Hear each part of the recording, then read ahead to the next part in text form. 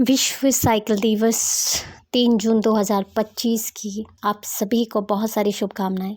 और हमें साइकिल को हमारे स्वास्थ्य के रूप में इसको देखना है और इसे अपनी जीवन शैली में नियमित रूप से लेकर आना है ताकि हम फिट रह सकें और हमारा जो पर्यावरण है उसको प्रदूषित होने से भी हम रोक सकें। और मेरा नाम आशा मालवी है। मैं मध्य प्रदेश के राजगढ़ डिस्ट्रिक्ट से बिलोंग करती हूँ। मैं स्पोर्ट्स में एक नेशनल एथलीट हूँ, नेशनल माउंटेनियर हूँ, नेशनल साइकिलिस्ट हूँ। और मैंने 2 साल में 50,000 किलोमीटर साइकिलिंग की है।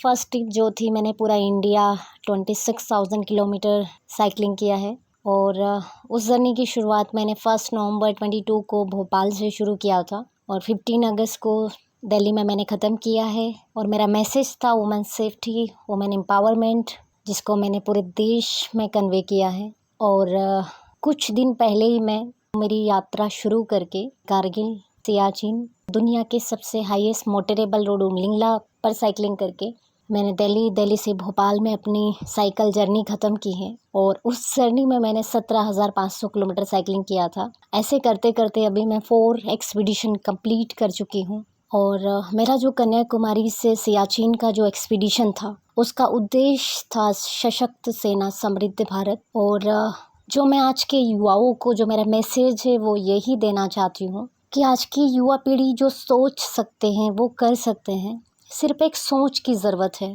और जो मैंने इस यात्राओं में देखा है कि हमारा देश सेवा करने का भाव, देशभक्ति का भाव, वो भी हमारे अंदर कहीं ना कहीं हम युवा पीढ़ी में होना चाहिए ताकि हम हमारे देश की सेवा चाहे वो किसी भी लेवल पर हम कर सकें। और देशभक्ति का भाव कहीं से नहीं आता है, वो हमें खुद ही अपने अंदर लाना होता है।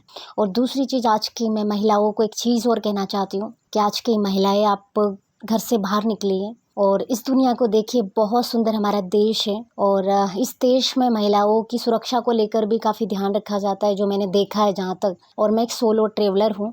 मैंने जो 2 साल की जर्नी में जो मैंने देखा है वो वाकई मैं जितना थैंक्स बोलूँ पूरी कंट्री को उतना ही कम है। और मैं धन्यवाद देना चाहती हूँ हमारी भारतीय सेना को और हमारे प्रेजेंट चीफ सर को, जनरल उपेंद्र द्विवेदी सर को भी, कि मुझे भारतीय सेना से काफ़ी सपोर्ट मिला ताकि मैं अपनी जर्नी पूरी कर पाई। और मैं धन्यवाद देती हूँ पूरे देशवर्ष का।